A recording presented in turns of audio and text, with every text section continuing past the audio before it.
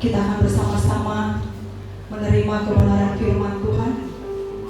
Rencana Tuhan indah bagi setiap kita, dan biarlah hidup kita boleh menggenapi firman Tuhan hari lepas hari.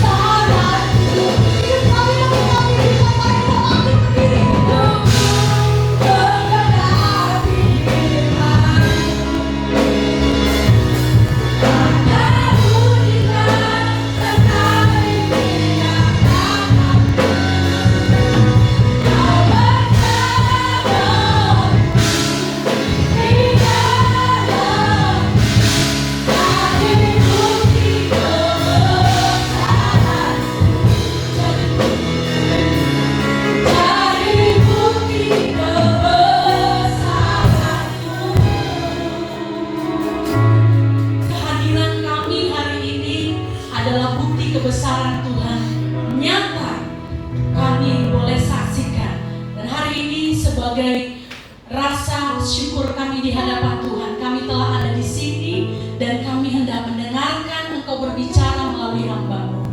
Dan biarlah hari ini tidak ada satu kuasa apapun selain daripada Yesus Kristus melalui Roh Kudus-Nya hadir di dalam hidup kami. Kami tidak izinkan kuasa apapun hari ini hadir dan menguasai kami, tapi kami rindukan kuasa Roh Kudus-Mu sungguh-sungguh melawat kami, sehingga apa yang ditaburkan hari ini tidak menjadi sia-sia, tetapi kami dapat Tuhan bawa pulang sebagai penerapan dalam hidup kami masing-masing. Terpujilah Tuhan, kami siapkan hati kami semuanya, hamba-Mu dan yang mendengarkan, untuk mendengarkan sabda-Mu pada pagi hari ini. Terpujilah Tuhan, kami berdoa. Amin.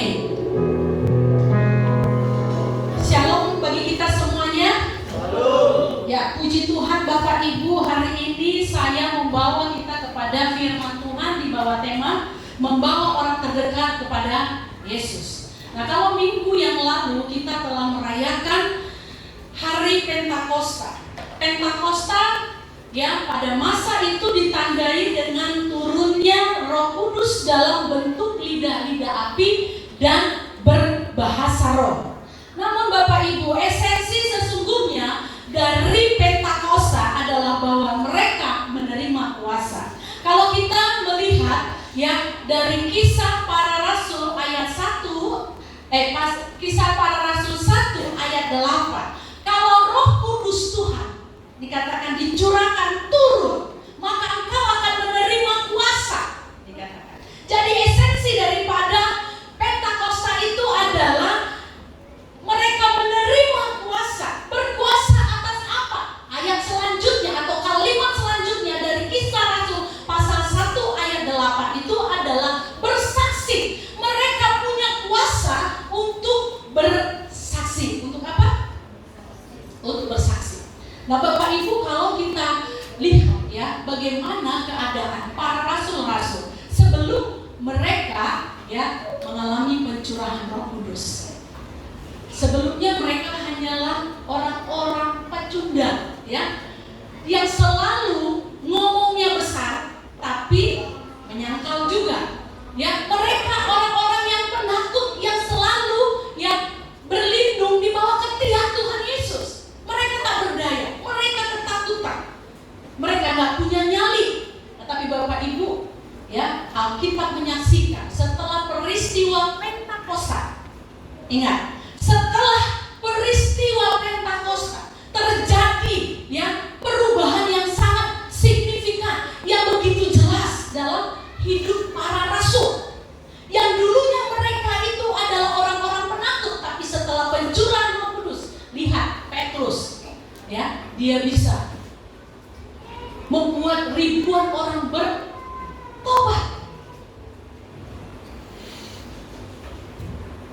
Dalam satu event KKR yang tidak ada pembentukan panitia sebelumnya, tapi setelah pencurahan Roh Kudus itu, setelah Petrus yang berkhotbah, ada begitu banyak orang tiba-tiba mereka sungguh-sungguh bertobat di hadapan Tuhan, minta dibaptis, menjadi pengikut-pengikut Kristus.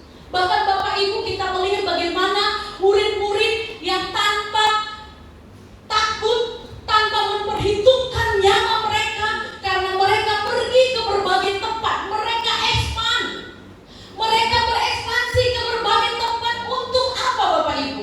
Untuk satu kabar sukacita, kabar yang menyukakan hati, yang memerdekakan hidup,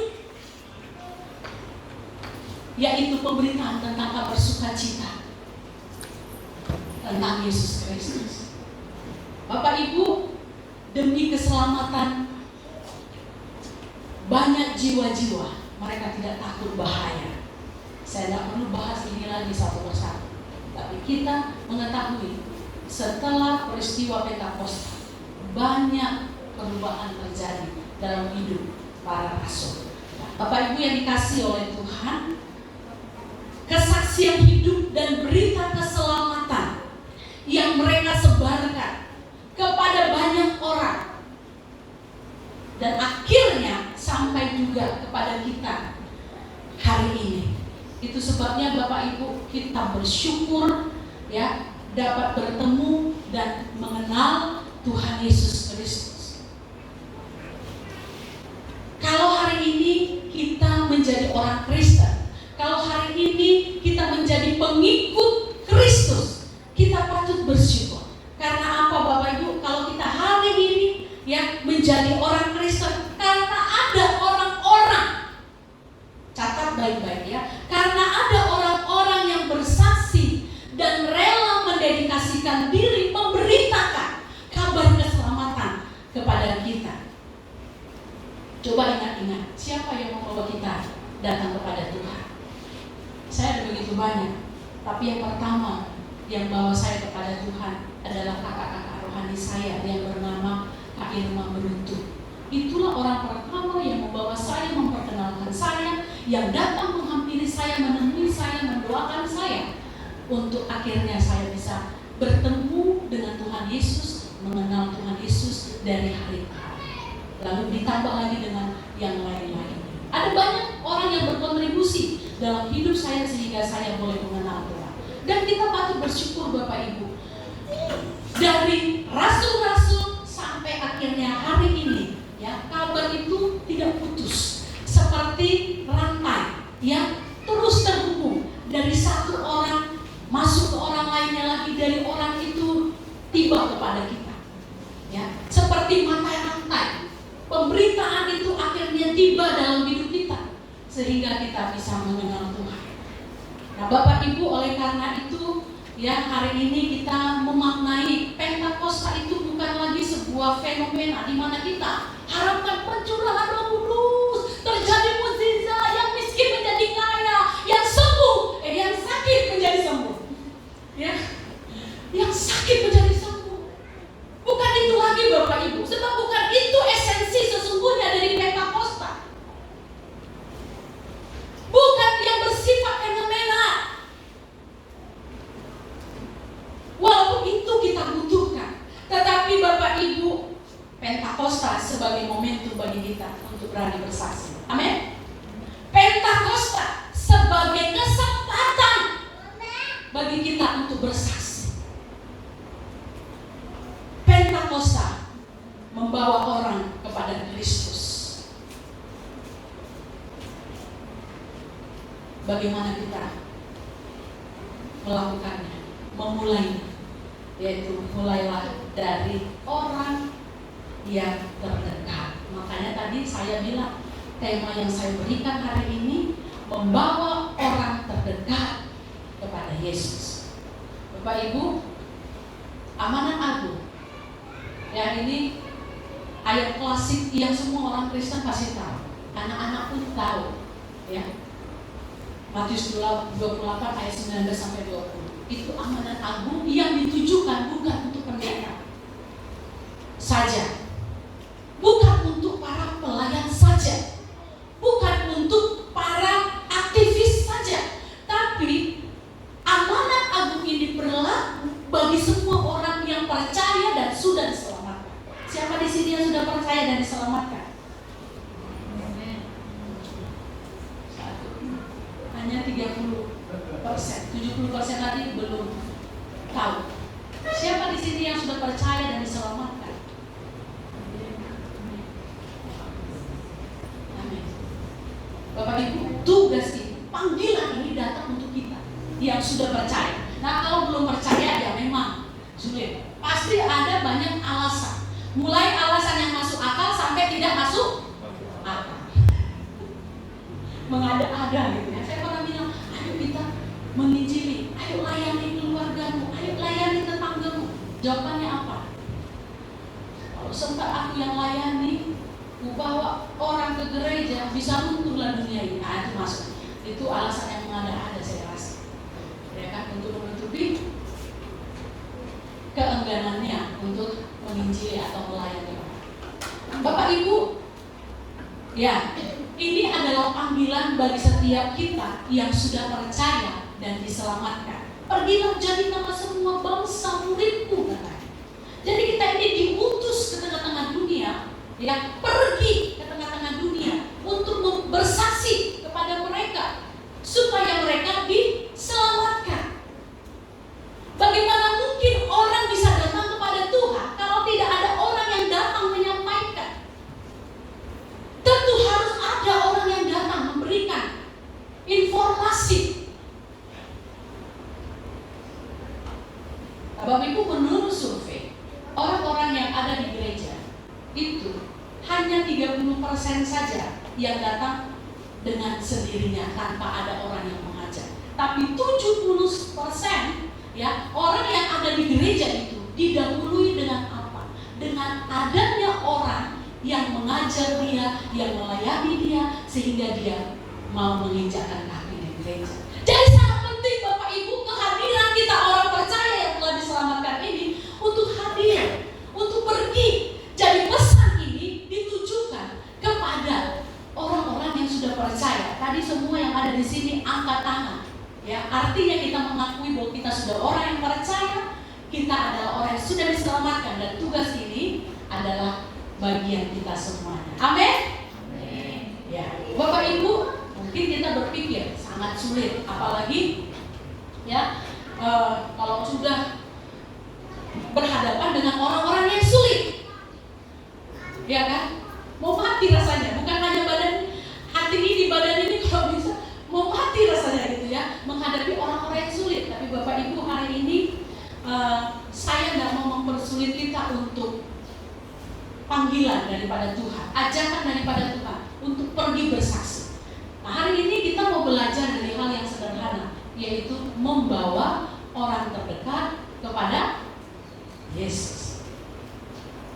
Ya, memang misi itu keluar, bukan ke dalam. Misi itu keluar, tapi keluar nggak usah jauh-jauh. Ya, keluar dulu dari dalam diri kita, yaitu orang-orang mulai dari mana? Dari orang-orang terdekat.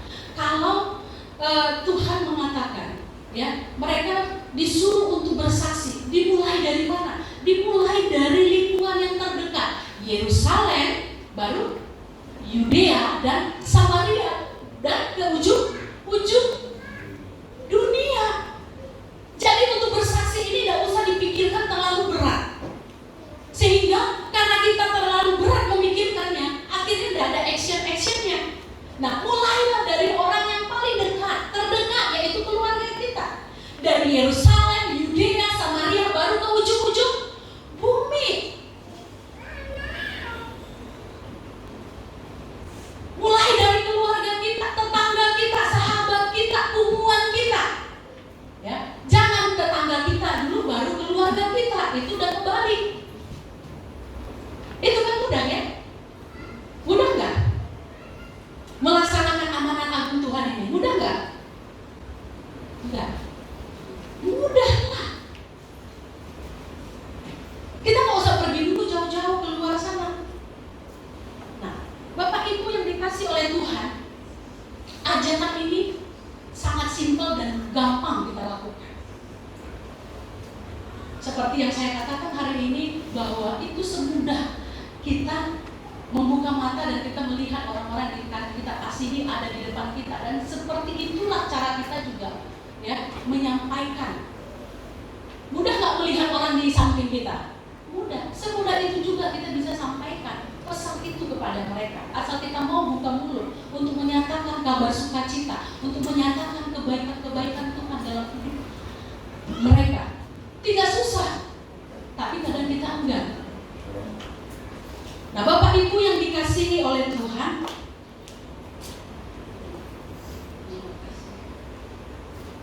sudahkah kita datang kepada mereka yang dekat dengan kita?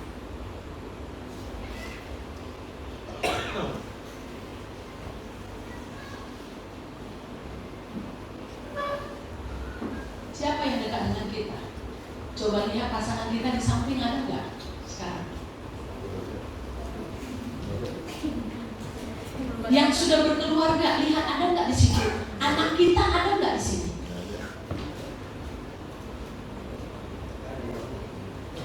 Ya, yang ada lah Bu, ya. Puji Tuhan, di sini semuanya lengkap, ya, suami istri lengkap. Nah, sekarang kalau suami istri sudah lengkap, puji Tuhan, coba perhatikan anak-anaknya ada nggak di sini? Atau masih tinggal di rumah? Ada yang tinggal anaknya di rumah? Nggak ada. Puji Tuhan, berarti sudah beres di ring pertama. Suami, istri ada, lalu anak juga ada. Itu ring pertama, Bapak Ibu, yang harus kita selamatkan. Mulai dari mereka. Sederhana saja, ajak mereka ke gereja. Sederhana saja, buka Alkitab, bacakan firman Tuhan. Apa susahnya? Tapi kita sering mengabaikan. Saya sangat sedih Bapak Ibu kalau lihat suami istri ada di gereja, tapi anaknya nggak tahu kemana. Bapak Ibu, kalau terjadi kebakaran hebat di satu kampung,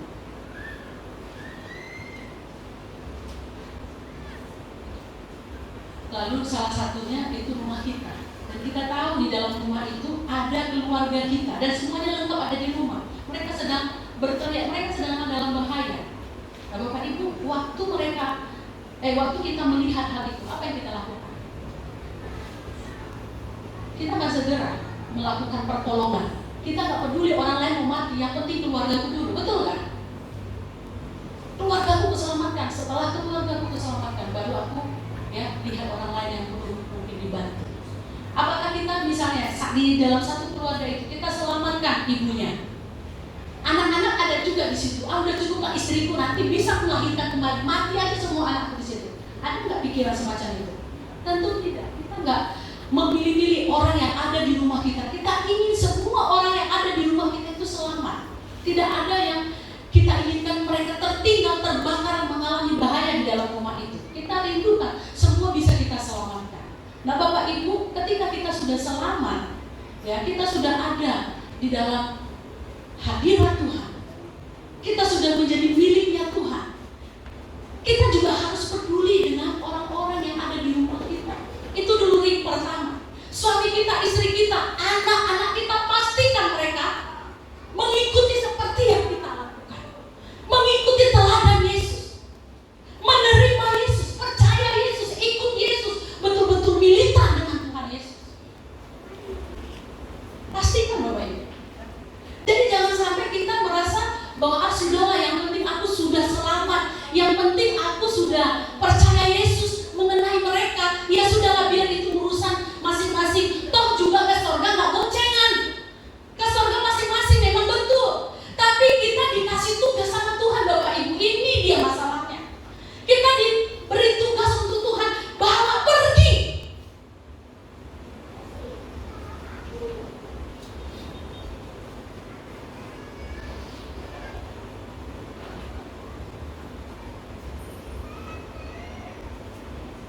Pastikan bahwa keluarga-keluarga kita, mereka juga boleh percaya dan mengalami Tuhan dalam hidupnya.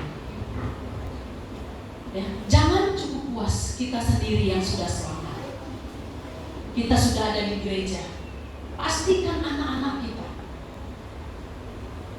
Bapak Ibu, saya di dalam rumah tangga setiap hari ada memang bolong-bolongnya tapi setiap hari saya upayakan, kami sekeluarga, selain semuanya kami sudah saat teduh baca firman, mengisi hidup dengan firman Tuhan, itu makanan sehari-hari kami. Sebelum aktivitas kami berdoa, kami baca firman. Di dalam keluarga saya, yaitu saya intinya saya, suami saya, dan juga anak saya harus pastikan bahwa mereka mengenal firman. Makanya nanti tidak bisa bangun pagi, malam hari harus sebelum tidur harus baca Alkitab. Bapak Ibu, yang demikian saja kita masih ragu apakah ke depan kita memetik hasil yang baik apa enggak. Apalagi kalau kita nggak memulainya dari sekarang. Apalagi kita nggak memastikan mulai dari sekarang anak-anak kita betul-betul mengasihi Tuhan. Dan saya sudah mulai memetik sedikit apa yang saya ajarkan dan mulai dalam anak saya. Kalau saya kadang malas, saya pura-pura lupa, sengaja lupa. Ayo Nadine keluar, kita mau tidur. Enggak, jangan begitu kita belum baca firman Tuhan. Jadi saya udah memetik hasilnya dari apa yang saya biasakan. Anak saya sudah mulai belajar mendisiplinkan diri baca firman Tuhan sebelum tidur. Bapak Ibu yang dikasihi oleh Tuhan, sangat penting Bapak Ibu kita memastikan keselamatan seluruh keluarga kita. Apa artinya kita berkhotbah, minta menasehati di luar sana? Baik kali bahasa kita, bagus sekali bahasa kita. Tapi di rumah keluargamu hancur-hancuran. Tapi di rumah, keluargamu semua ada dalam bahaya. Nah, hari ini Bapak Ibu kita mau belajar dari seorang yang bernama Andreas. Dia adalah salah satu murid Tuhan Yesus dan dia adalah murid pertama. Kita melihat apa yang dia lakukan. Mari kita baca firman Tuhan dari kitab Yohanes pasal 1.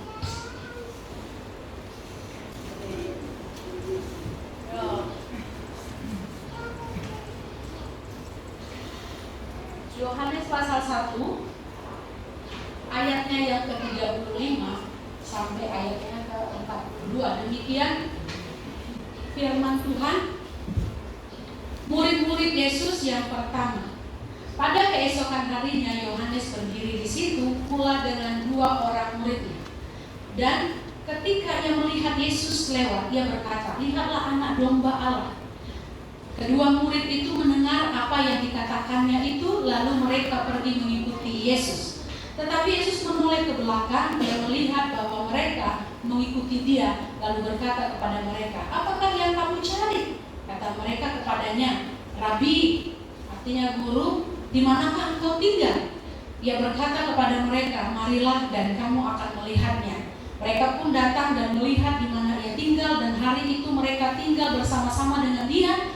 Waktu itu kira-kira pukul 4. Salah seorang dari keduanya yang mendengar perkataan Yohanes lalu mengikuti Yesus adalah Andreas, saudara Simon Petrus. Andreas mula-mula bertemu dengan Simon, saudaranya itu, dan ia berkata kepadanya, "Kami telah menemukan Mesias," artinya Kristus. Ia membawanya kepada Yesus. Yesus memandang dia dan berkata, "Engkau Simon anak Yohanes, engkau akan dinamakan Kefas," artinya Petrus. Sedemikian pembacaan firman Tuhan. Nah, hari ini Bapak Ibu, kita mau belajar dari apa yang dilakukan oleh seorang yang bernama Andreas, dan dia adalah murid pertama Tuhan Yesus. Ya. Nah, Bapak Ibu yang dikasihi oleh Tuhan, Andreas ini adalah seorang yang tenang, punya jiwa yang tenang. Dia ada sedikit pemalu, itu sebabnya suaranya jarang terdengar di kalangan para murid-murid. Yang paling banyak bicara, yang bermulut besar yaitu Petrus, ya, saudaranya. Dia adalah orang yang sangat pendiam. Ya, dia tipikal yang kalem-kalem begitu ya. Dia akan ngomong ya sedikit saja. Itu pun untuk hal-hal yang sangat penting saja. Ya, nggak banyak cerita tentang Andreas bisa kita temukan di dalam Alkitab, okay, dalam perikop hari ini, dan juga ya kalau kita lihat kisah di 5 roti dan 2 ikan itu, nah yang tampil di situ ketika datang menemui Yesus, ya Yesus bertanya, "Adakah roti, ada makanan di sini?" Lalu Andreas datang dan memberitahukan informasi tentang seorang anak yang membawa 5 roti dan 2 ikan. Nah, informasi tentang dia nggak banyak. Tapi saya coba cari-cari tentang kehidupannya, dan dari cerita-cerita yang saya dapat, informasi yang dapat, dia ya tipe Samuels, ya tipe ya yang seperti saya bilang tadi ya, nggak banyak bicara, tapi juga kehadirannya itu bisa memberi semangat kepada orang lain walaupun dia nggak banyak bicara gitu ya. Itu tipikal. Tapi Bapak Ibu, orang yang memiliki tipikal seperti ini, yang pendiam seperti ini telah mencetak sejarah penting ya di tengah-tengah dunia penginjilan. Oleh saya bilang begitu ya, di tengah-tengah dunia penginjilan. Coba kita lihat Bapak Ibu, kalau tadi kita baca bahwa setelah Andreas bertemu dengan Tuhan Yesus, berbincang-bincang dengan Tuhan Yesus, ya dia datang menemui siapa? Simon Petrus. Simon Petrus ini dibawa kepada Tuhan, dan kita tahu siapa Simon Petrus. Pada akhirnya Simon Petrus menjadi sokong guru bagi rasul-rasul yang lain. Dia leader bagi rasul-rasul yang lain. Dia menjadi tokoh yang penting, tokoh yang besar ya di antara rasul-rasul yang lain. Nah, Andreas ini adalah orang yang begitu antusias, adalah orang yang begitu bersemangat untuk memberitakan Injil. Dan karena dia adalah orang yang sebenarnya tidak berpendidikan tinggi dan juga orang yang pemalu, dia nggak tahu harus bagaimana dan bagaimana saya harus memulai ini. Di dalam hatinya penuh semangat, penuh antusias untuk pergi memberitakan Injil, tapi dia nggak tahu bagaimana harus memulainya. Yang ada dalam pikirannya adalah bagaimana saya memulainya dengan orang yang paling dekat dengan saya, yaitu siapa Bapak Ibu? Simon Petrus. Ya, Simon ini adalah saudaranya Andreas. Mereka tinggal dalam satu rumah. Itu sebabnya ketika pertama kali dia bertemu dengan Simon, Andreas langsung tedeng aling-aling tanpa mengulur waktu. Dia sampaikan kabar sukacita. Kami telah bertemu dengan Mesias. Nah, Bapak Ibu yang dikasihi oleh Tuhan, bayangkan ya, Andreas yang pemalu, Andreas yang banyak diam, tapi dia telah mencetak sebuah sejarah penting dalam dunia penginjilan. Dia orang pertama ya yang merekrut Petrus untuk menjadi orang-orang yang dipakai oleh Tuhan di kemudian hari. Betapa bahagianya Bapak Ibu kalau kita menjadi bagian dari kehidupan seseorang, sampai seseorang itu dia bertemu dengan Tuhan Yesus secara pribadi. Amin.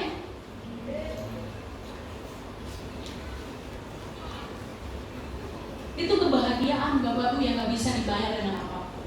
Ketika kita tahu bahwa kalau dia ada sekarang ini, kalau dia hari ini menjadi pelayan Tuhan, kalau hari ini dia menjadi orang-orang yang mengasihi Tuhan, dan kita menyaksikan itu, itulah kebahagiaan yang tidak bisa kita gantikan dengan apapun. Bapak Ibu, kalau saya dengar ya, bukan dari Bu Rini, Yosef, saya dengar langsung dari orang yang berseberangan dengan agama kita, orang Islam. Jadi rupanya temannya di sana bersaksi, ya, bersaksi tentang Yosef, bagaimana kesaksian hidupnya itu memberkati. Dia bilang, Bu, itu Yosef luar biasa ya. Selain dia pintar, tapi dia punya attitude, punya karakter ini. Ya Pak ya, Pak Unang bilang begini. Dia memang anaknya memang dari dulu begitu Pak. Tapi Bapak Ibu, kenapa Yosef bisa seperti ini? Pasti ada orang-orang di belakangnya yang telah berkontribusi untuk mengajarkan dia, mengingatkan dia, menasihati dia, membawa dia kepada Tuhan. Apalagi belum kalau kita lihat YouTube channel yang dia buat itu. Saya pernah menangis. Dia lebih hebat dari saya. Mungkin saya hanya memberikan kontribusi sedikit, tapi ada banyak lagi orang-orang yang memberikan kontribusi dalam hidupnya sampai dia bisa seperti itu. Dan ketika kita dengar kesaksian seperti itu, bahagia nggak? Oh, saya orang paling bangga. Pertama sekali saya sungguh bersyukur, lebih bersyukur daripada sumbangan yang besar sekalipun, karena saya memastikan mendengar bahwa kesaksiannya begitu indah. Saya sungguh bangga dan saya percaya, ya, dimanapun dia berada, dia bilang, Bu, dia berpuasa ya. Sekalipun dia Kristen, dia berpuasa, dia menghargai orang dan buka puasa bersama-sama. Dia menghargai orang sangat begitu luar biasa. Dia berhati-hati sekali.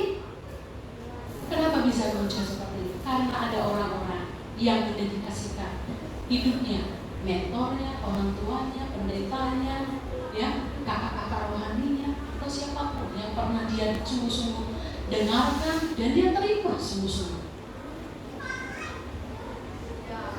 Akhirnya hidupnya menjadi berkat. Dan ya, percayalah, orang-orang yang mengasihi Tuhan tidak akan pernah ditinggalkan Tuhan. Amin ya. Bapak Ibu, saya melihat ada 3 alasan yang kuat yang dapat kita lihat dari bacaan ini. Mengapa seorang Andreas begitu antusias untuk pergi bersaksi dan mengabarkan kabar keselamatan, kabar sukacita kepada orang-orang yang ada di sekitarnya, termasuk orang yang terdekat kepadanya. Ada setidaknya 2 alasan.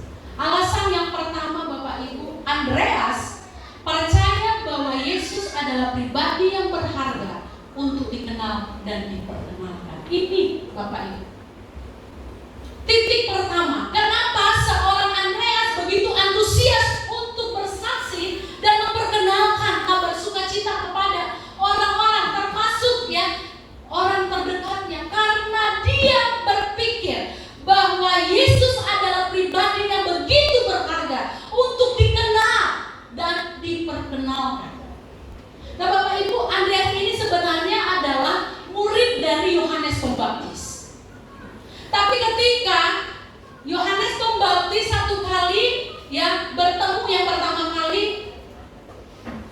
Ya di ayat 29, ya pertama kali Yohanes bertemu dengan Tuhan Yesus, melihat Tuhan Yesus sedang dalam perjalanan.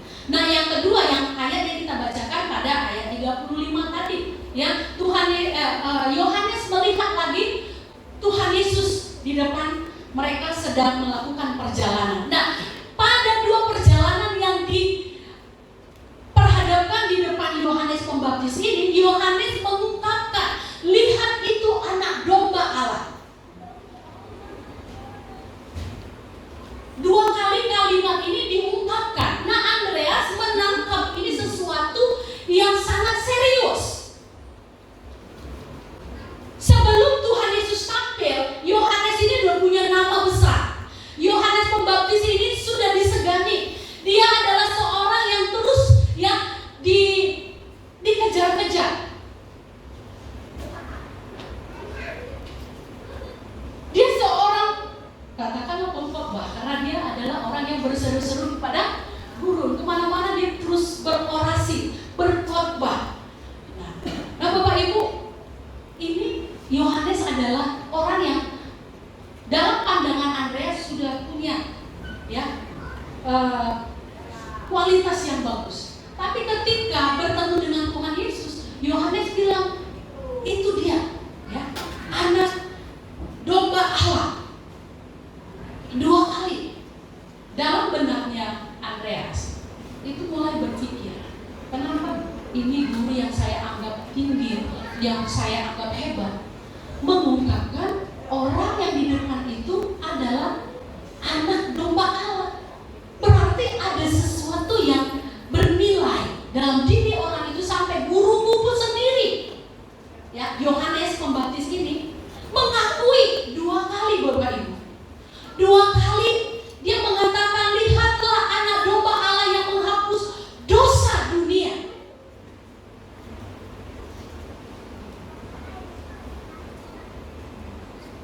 Bapak Ibu, ini menggugah hatinya untuk tahu lebih dalam. Nah, itu sebabnya dia tinggalkan Yohanes Pembaptis lalu mengikut Yesus dari belakang. Sampai Yesus melihat ke belakang, menoleh, rupanya ya Andreas dan satu kawannya lagi, kawan Filipus, ya, dia bilang, ngapain kamu ikut-ikut aku? Kira-kira seperti itu, ya. Lalu, iya, kami mau tahu tempat tinggalmu di mana. Bukan sekedar mau tahu tempat tinggal, tahu rumahnya di mana, tapi lebih dalam dari itu sebenarnya maksud dari kalimat ini. Mereka ingin mengenal Tuhan. Mereka ingin tahu Yesus itu. Mereka penuh penasaran. Kenapa sang guru kami yang selama ini kami anggap lebih hebat, tidak ada yang lebih hebat dari Yohanes Pembaptis, tapi dia pun berkata, lihatlah, itu anak domba Allah. Berarti ada sesuatu yang luar biasa dalam diri Bapak atau guru, rabi dari dia, ya. Nah, Bapak Ibu, mereka sampai jam 4, kira-kira jam 4 sore mereka ada di situ berbincang-bincang. Dalam perbincangan itu, ya, Andreas akhirnya sungguh tahu bahwa Yesus ini adalah anak domba Allah yang telah lama dinanti-nanti atau ditunggu setiap orang. Yesus ini adalah Mesias yang telah dijanjikan. Yesus ini adalah dia yang dikirim oleh Tuhan untuk mengubah hidup manusia. Dalam perbincangan itu dia menemukan banyak hal yang akhirnya mengubah poros kehidupannya. Andreas mendengar bahwa Yesus itu adalah roti, akulah roti hidup. Barang siapa yang datang kepadaku, ia tidak akan lapar lagi. Dan barang siapa percaya kepadaku,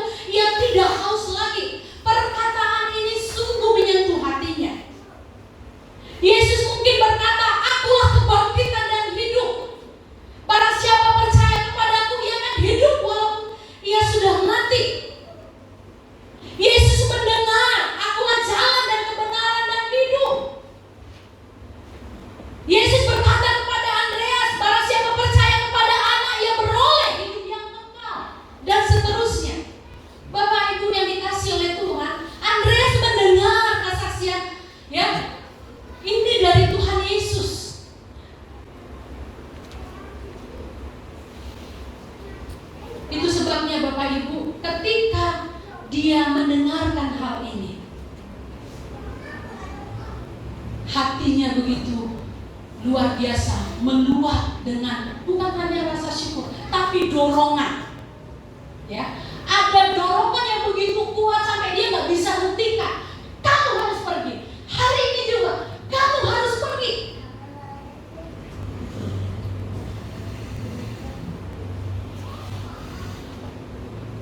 Ketika kita diselamatkan, dan keselamatan itu hanya untuk membuat kita sampai pada titik bersyukur, ya, sampai pada titik bersyukur saja. Karena saya sudah diselamatkan, saya senang, saya bersorak.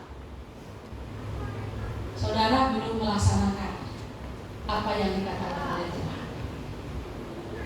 Tapi ketika kita merasakan ada gejolak yang luar biasa di dalam hati kita, sampai kita merasakan hati kita meluap-luap untuk pergi dan menyampaikan Injil, dan menyampaikan kabar sukacita, dan menyampaikan kesaksian tentang kebaikan Tuhan kepada orang lain. Kita belum sampai kepada titik yang Tuhan mau.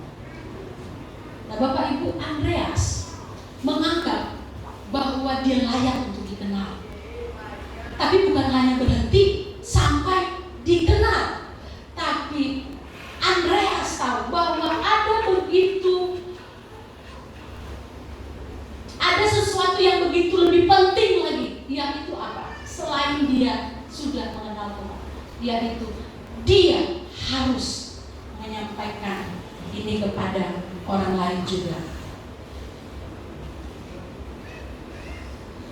Bapak Ibu, kalau Yesus menjadi pribadi yang berharga bagi kita, maka indikasinya adalah saya dan saudara tidak bisa menahan dorongan atau gejolak yang besar untuk menyampaikannya juga kepada orang lain. Dan sesuatu yang berharga ini tidak untuk dinikmati sendiri, sebab kepuasannya terletak ketika kita memperkenalkannya lagi kepada orang lain. Kepuasan daripada mengenal Tuhan itu adalah ketika kita melakukannya untuk orang lain juga. Disitulah titik kepuasan itu. Disitulah puncak kepuasan daripada sukacita menerima Injil Tuhan, menerima keselamatan atau kabar baik dari Tuhan. Kalau hanya berhenti di kita, tidak ada kepuasan yang hakiki.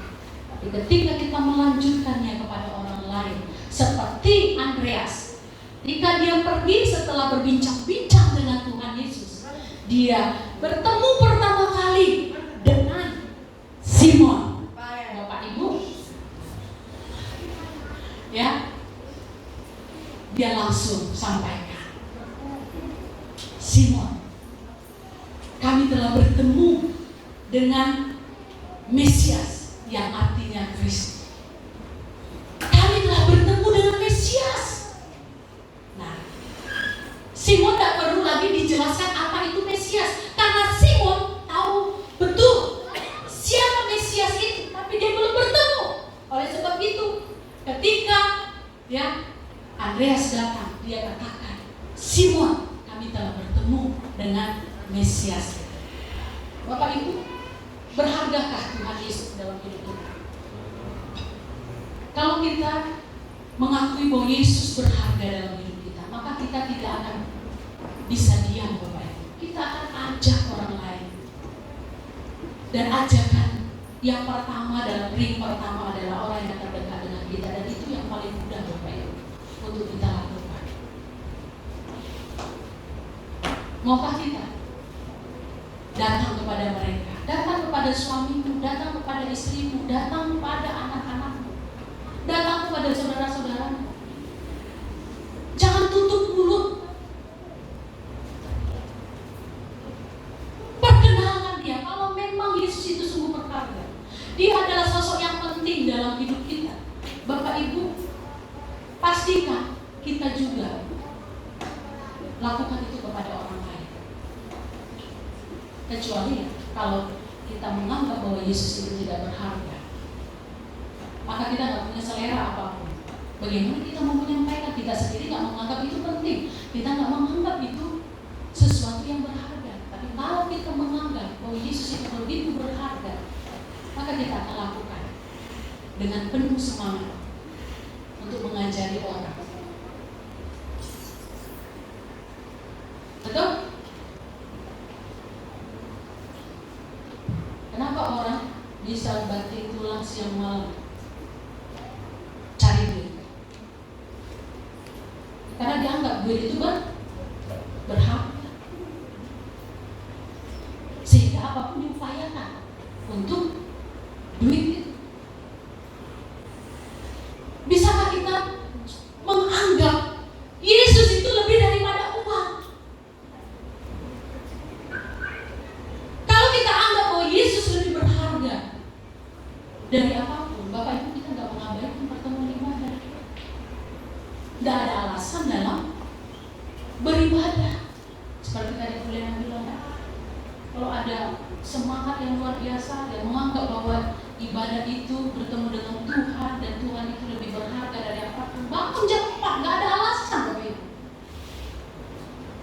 Ngantuk, inilah itulah, pakaian tulah belum tercuci, udah nanti aja.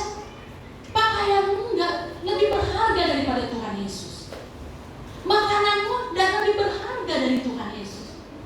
Dahulukan Tuhan Yesus. Jam 4. Tapi maaf, hari ini saya hilang damai sejahtera karena saya bangun jam 6. Kurang. Ini pagi-pagi hilang damai sejahtera saya. Untung sudah ada 2-3 orang yang bangun. Saya pikir kami semuanya kebablasan. Ya kan? Bapak Ibu, kalau kita mengasihi Tuhan, kita tidak akan memperhitungkan yang lain. Kalau kita merasa bahwa Tuhan itu berharga lebih dari segala-galanya, Bapak Ibu nggak akan ada keluar alasan apapun. Tidak ada sedikit pun alasan lagi yang bisa kita ungkapkan. Bapak, kalau kita kerja, bos, maaf bos, terlambat hari ini karena aku belum selesai tadi masak. Lu buat lugi-lugi gua, pergi lu dari sini. Lu pikir hanya lu yang bisa kerja? Aku bisa cari orang lain lagi untuk kerja di sini. Itu tentang kita.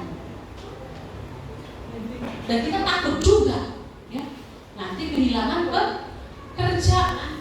Tapi sama Tuhan yang memberi kita nafas, yang memberikan kita tenaga, yang memberikan kita segala-galanya, kita nggak ada takut-takutnya. Itu berarti kita nggak hargai Tuhan. Kita nggak ada takut-takutnya, Bapak Ibu, heran. Diambil aja kesempatanmu sedetik, udah nggak berdaya lagi selama-lamanya. Gak dikasih kita bernafas. Cuti dulu saya bernafas. Tuhan bilang aku buat kau cuti bernafas di sini. Kata Tuhan. Waduh, bahaya Tuhan.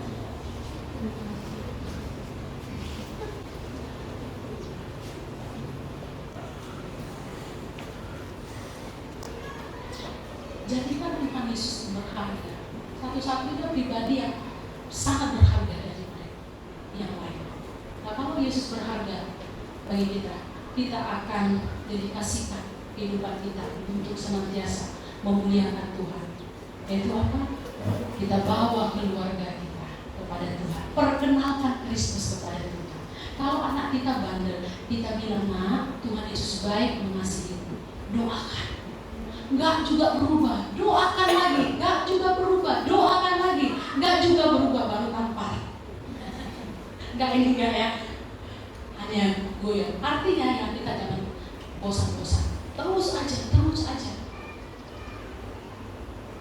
Si Nadine itu takut ya, kalau saya sudah pegang roll sama garuk-garuan. Mama, jangan pegang itu, karena disembunyikan. Saya bingung kemana ya garuk-garuan ini, karena dia takut dengan itu. Ya, jadi kamu kalau bandel ya gini, ya, itu udah saya doakan Bapak Ibu, masih juga bandel.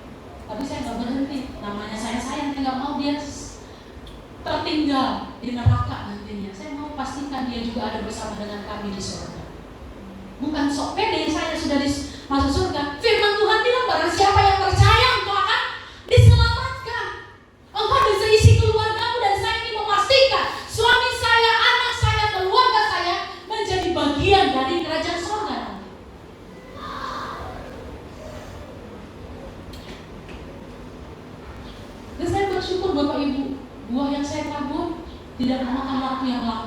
walau masih terus dalam proses. Bapak Ibu rindu suami mau diubahkan, istri mau diubahkan, anak mau diubahkan, mulai dari sekarang, mulai dari yang terdekat, bersaksilah, sampaikanlah, jangan tutup bibir kita, ya. Walaupun baru dari suami kita susah dibilangi, ya udah Pak, sayangku, kekasihku, ya kan? Ke gereja kita Pak, nggak mau aku, ya sudah, nggak apa-apa. Besok lagi didoakan, ya kan? Dibilangi lagi dengan lembut, dikasih pakaian, beli baju baru. Bapak-bapak kalau dikasih baju baru senang dia ke gereja. Iya kan? Dia senang. Minggu depan beli lagi sepatu baru. Ya, artinya carilah ide bagaimana menyenangkan suami supaya dia semangat datang. Agak-agak susah memang suami-suami ya. Jadi istri harus kerja keras. Tapi ada juga sebaliknya. Istrinya yang paling rajin, suaminya malas. Nah, berarti suaminya yang rajin, istrinya yang malas gitu ya. Ya, suami harus berupaya. Mak, hari ini aku kasih kau kalung ya, ke gereja kita ya. Nah, Mak, minggu depan lagi, malas aku ke gereja. Kata istrinya, udah Mak, besok aku beli lipstikmu ya Mak, ke gereja kita ya, biar cantik kau. Ya kan? Banyak ide-ide kreatif. Walaupun tidak seperti itu juga lah ya, habislah tekor. Iya kan? Tekor bandar makan aja cenat-cenut, ini kasih emas, kasih apa? Artinya ya kita cari ide-ide yang bagus ya, untuk membuat orang itu bisa datang sama Tuhan. Perkenalkan Tuhan. Jadi kalau kita nggak mau menjadi alat untuk mengajak mereka, kapan mereka akan bergerak? Itu yang pertama. Yang kedua, Andreas rindu. Ini alasan kedua ya. Andreas rindu Simon saudaranya dipulihkan. Kalau kita lihat ayatnya yang ke-42 ya, ia membawanya kepada, maksudnya Andreas, kepada Yesus. Yesus memandang dia, Simon ya, maksudnya, dan berkata, engkau Simon anak Yohanes, engkau akan dinamakan Kefas, artinya Petrus. Nah Bapak Ibu, Petrus itu artinya batu karang, kuat tak tergoyahkan. Jadi sebelumnya namanya adalah Simon. Lalu Tuhan datang memberikan tambahan nama Petrus atau Kefas, yang artinya adalah batu karang atau kuat tak tergoyahkan. Nah Bapak Ibu, ada perubahan. Nah tentunya ketika Andreas bersama Yesus ya, walau hanya sebentar, banyak hal-hal yang berarti yang dirasakan oleh Andreas. Bahkan Andreas itu mengalami perubahan.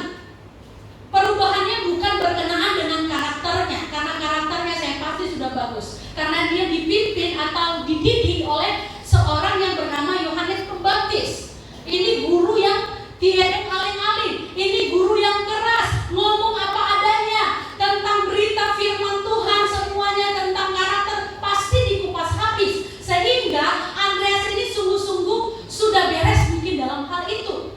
Tetapi ada yang berubah dalam dirinya Bapak Ibu. Kalau dulu dia hanya konsentrasi dalam dirinya, bagaimana dia terus make up dirinya, ubah dirinya, semakin mempercantik dirinya. Tapi dia lupa untuk pergi keluar, untuk juga dipakai sebagai alat untuk mempercantik orang lain. Untuk orang lain mengalami perubahan seperti dirinya yang sudah berubah. Dulu orientasinya hanya kepada dirinya. Itu sebabnya kita lihat ya, Yohanes hanya dengan kelompoknya pergi ke berbagai tempat ya, dan menyampaikan kabar tentang kedatangan Tuhan Yesus. Nah, mereka hanya fokus di situ aja. Apalagi Andreas, dia fokus bagaimana dia mempercantik dirinya, mengubah attitude-nya. Tapi untuk kepedulian untuk menyampaikan keluar itu belum ada. Itu sebabnya ketika dia bertemu dengan Simon, ya, hatinya ini meluap, nggak bisa ditahan. segera sampaikan. Saya ingin saudara saya Petrus ini juga berubah. Simon ini berubah. Nah, Bapak Ibu kita tahu Simon, dia adalah seorang nelayan. Seorang nelayan itu hidupnya keras karena mereka berada di dalam alam yang keras. Tipikalnya pasti berbeda, bertolak belakang dari Andreas yang tadi cool gitu ya, dia lebih pendiam, dia lebih tenang. Tapi kalau Andreas, Simon enggak, dirasa berusuh, ya emosional, temperamental, bahkan cakapnya besar kali. Makanya waktu itu ke bawah-bawah kan, waktu udah bersama dengan Tuhan Yesus, Tuhan, kalau orang mencabut nyawamu, kira-kira seperti itu ya, aku duluan yang ada di depan untuk menghadap supaya kau tidak disiksa. Tapi apa kata Tuhan Yesus? Wow, gak usah kau ngomong banyak. Kira-kira seperti itu bahasanya orang kata. Gak usah ngomong banyak. Sebelum ayam berkokok 3 kali, kau udah menyangkal aku. Ini tipikal Simon, Bapak Ibu. Ngomong kasar, mungkin semua kandang keluar, ya, babi, monyet, segala macam. Biasa itu bahasa pergaulan. Nah, ini gambaran Simon. Nah, Andreas begitu mengerti dan tahu karena apa? Simon ini adalah saudaranya, tinggal dalam satu rumah, dia tahu betul bagaimana wataknya. Sehingga orang pertama yang dia ingin cepat-cepat sampaikan berita ini adalah Simon. Kenapa? Karena dia ingin Simon ini hidupnya dipulihkan. Karena Andreas rindu Simon ini memiliki hidup yang baru, bertemu dengan Tuhan Yesus. Saya percaya pasti kita akan mengalami dan merasakan perubahan yang ajaib. Saya bisa seperti ini Bapak Ibu, berkurang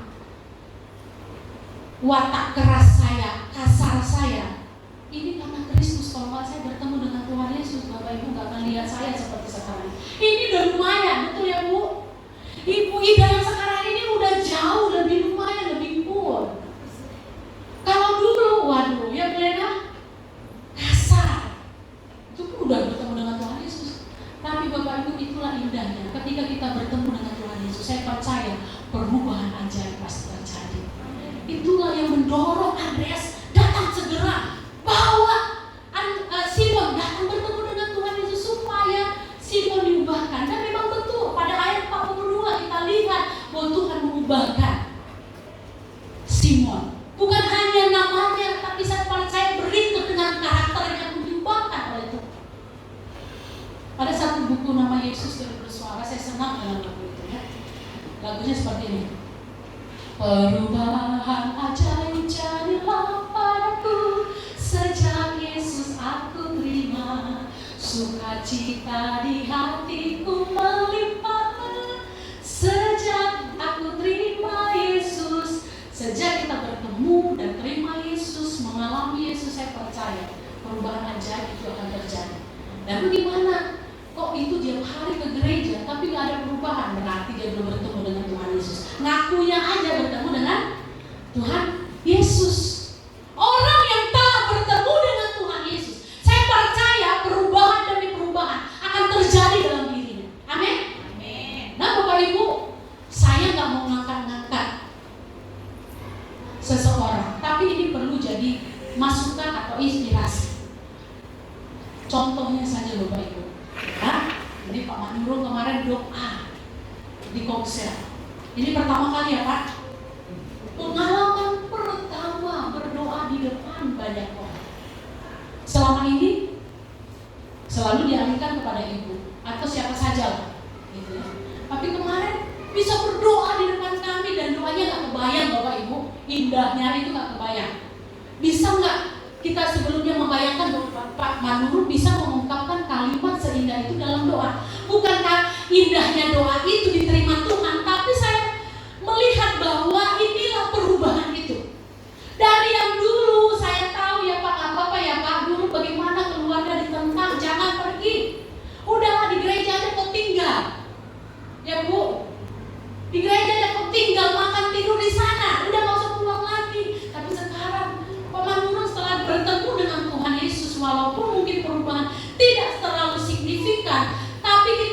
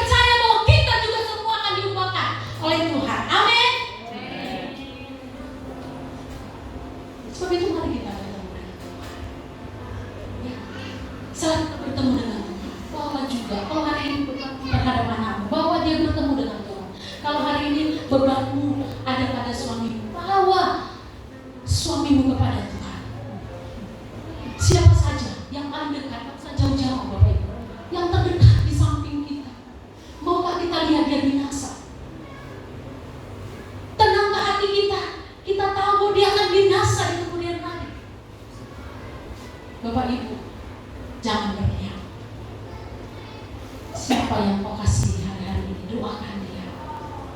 Dalam kesunyian, naikkan doamu di hadapan Tuhan.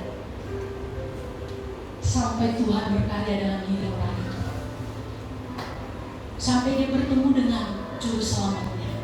Sebagaimana kita rasakan bagaimana sukacita yang bertemu dengan Tuhan. Demikian juga kita rindu, perasaan ini juga boleh dirasakan oleh orang yang kita kasih. Jangan cukup puas bila kamu hanya dikasih uang saja. Beres makanannya, beres semua keuangannya, bisa dibangunkan istana sama kita. Tapi kalau kita tahu dia akan binasa Bapak Ibu, menangis seorang kawan. Menangis. Apa artinya kamu senang di dunia ini, tapi di surga kita berpisah. Kita lihat dia ada dalam kubangan api yang menyala-nyala dengan penuh belerang dan ulat-ulat, dan kita di surga duduk dalam pangkuan Abraham. Mampukah kita menatap dia yang kita kasihi berada di dalam perapian itu? Mampukah? Saya merasa saya nggak mampu. Itu sebabnya pastikan hari ini menangis engkau di hadapan Tuhan untuk orang-orang yang belum ada dalam hadirat Tuhan, yang belum bisa mengasihi Tuhan dengan sungguh-sungguh, yang belum bisa menjadikan Tuhan adalah satu-satunya pribadi yang begitu berharga, lebih daripada segalanya. Pastikan minggu kita tidak akan bahagia kalau orang yang kita kasihi tidak bisa kita bawa mendengar firman. Kita gak bisa bawa memuji Tuhan lengkap, jangan ada yang tertinggal. Kita gak mau satupun keluarga kita tertinggal. Sebab itu seperti Andreas, kenapa dia mau melakukan ini dan begitu antusias? Karena dia tahu bahwa Yesus adalah pribadi yang sangat berharga. Dan karena dia ada berharga, dia ingin memperkenalkannya kepada orang lain. Supaya apa? Supaya orang lain pun dapat merasakan bahwa betapa berharganya memiliki Yesus, betapa bahagianya memiliki Yesus, bahwa betapa indahnya hidup yang dipulihkan oleh Yesus. Mari kita Bapak Ibu berdoa bersama-sama. Bapa, di dalam nama Tuhan Yesus, kami bersyukur bahwasanya kamilah orang-orang yang telah Tuhan kenankan untuk memperoleh keselamatan. Ketika kami percaya keselamatan itu telah terjadi, ketika kami terima Yesus, perubahan terjadi. Tapi Tuhan, tolong kami tidak berhenti sampai pada titik itu. Kami didorong oleh kekuatan yang ilahi untuk pergi kepada orang-orang di sekitar kami, yaitu keluarga kami, istri kami, suami kami, anak-anak kami. Mereka perlu kami selamatkan Tuhan. Mereka perlu kami bawa kepada Tuhan. Walaupun tidak mungkin mudah bagi kami, mungkin mereka mengenal kami, mereka tahu siapa kami, dan ini tidak mudah bagi kami. Tapi tolong kami untuk bisa dipakai menjadi alat bagi mereka untuk membawa mereka mengenal Kristus.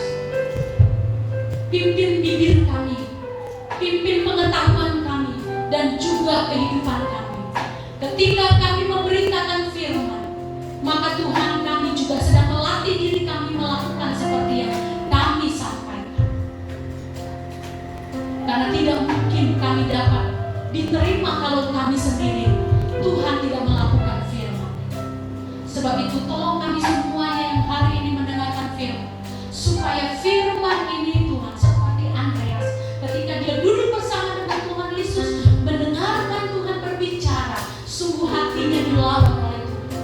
Dan hari ini pun juga kami semuanya, biarlah hati kami dilawat oleh Tuhan untuk melakukan seperti yang Andreas lakukan juga. Datang kepada Simon saudaranya, dan kami melihat Simon pada akhirnya boleh menjadi pelayan Tuhan yang luar biasa. Dan kami rindu juga hidup kami boleh Tuhan menjadi perpanjangan Tuhan, misi melalui orang-orang yang telah kami layani. Mereka akan Tuhan menjadi orang-orang yang dipakai oleh Tuhan di kemudian hari. Terima kasih Tuhan, berkatilah hamba-Mu, berkati kami semuanya yang mendengarkan firman ini. Biarlah firman ini